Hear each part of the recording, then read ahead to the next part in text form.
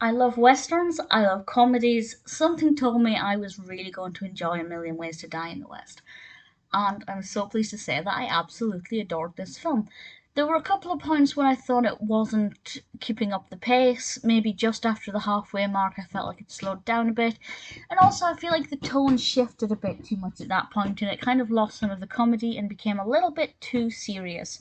Not dramatically so, but to the point where I felt like it didn't need to become serious. There are films that are fun and silly for the sake of it, very cleverly crafted and very cleverly written and performed, and that's exactly what we have here. And those kind of films sometimes feel the need to make things a little bit more serious and maybe a little bit darker to try and get some kind of credential, to try and be worthy of something. But I don't think that was necessary. They didn't need to try and validate it. But the rest of it, I thoroughly enjoyed. This film was released in 2014, directed by Seth MacFarlane, and stars an amazing cast. We have Seth MacFarlane, of course, our protagonist Albert. We have Charlize Theron, Liam Neeson, Amanda Seyfried, Giovanni Ribisi, Neil Patrick Harris, Sarah Silverman, somebody else who popped up at one point who I was very surprised by, and I will talk about that scene towards the end because it's not a spoiler in terms of spoiling the narrative, but I don't want to give that little bit of comedy away because I found it to be delightful. And this is basically a parody of not just Western films, but of the West, of the Wild West, and I can't remember exactly when this is set, but we're talking the Wild West in the past, not the West of today. And they're making fun of one of my favourite recurring jokes in this is the fact that people smile in photographs. And there's this legend of this one man who once smiled in a photograph, and it is kind of, when you think about it and you look at old photographs and you see people just with these deadpan expressions, and it is weird to think that once upon a time, smiling in photographs was not considered the norm.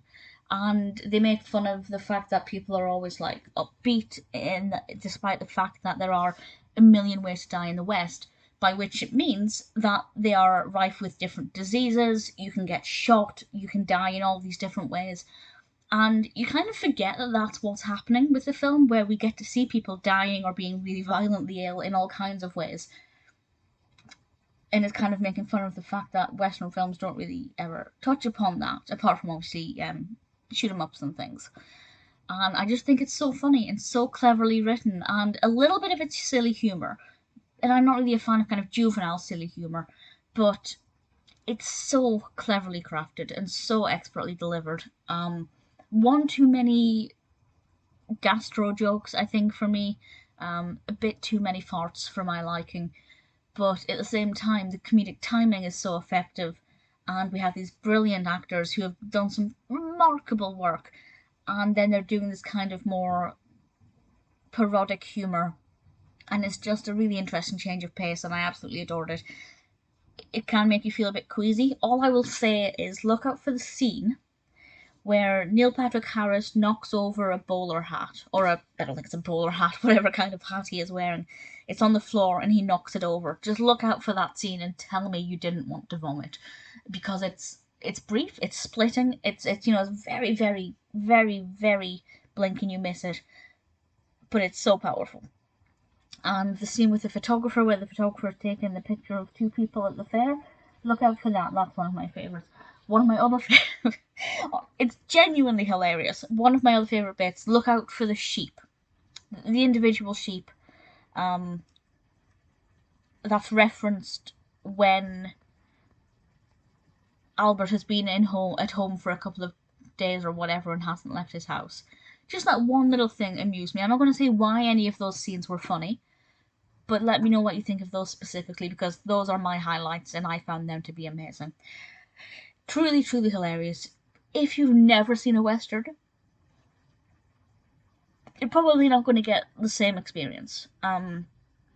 Because I assume that if you can't relate to the source material, you might not understand why certain aspects are funny. For example, there's a fight in a bar, and Giovanni Ribisi and Seth MacFarlane, what they do when there's a fight in the bar, I thought was pretty entertaining. And there were just loads of little things that I really want to talk about in more detail, but I can't. I really can't, because I don't want to spoil anything. But I did. I found it absolutely hilarious and much more funny than I expected. So, the spoiler, the character spoiler.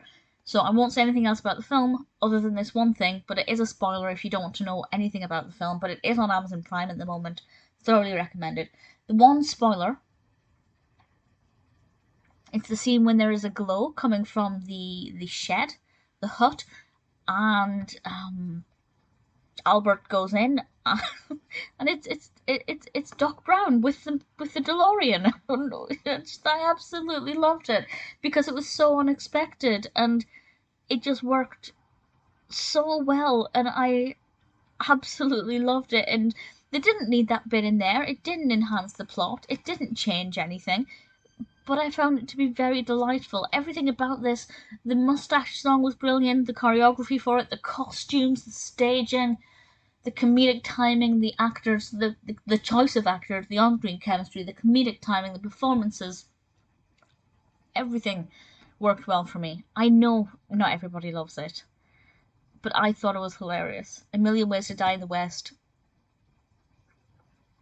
is one of the most fabulous, fun, easy films that I have seen in a very long time.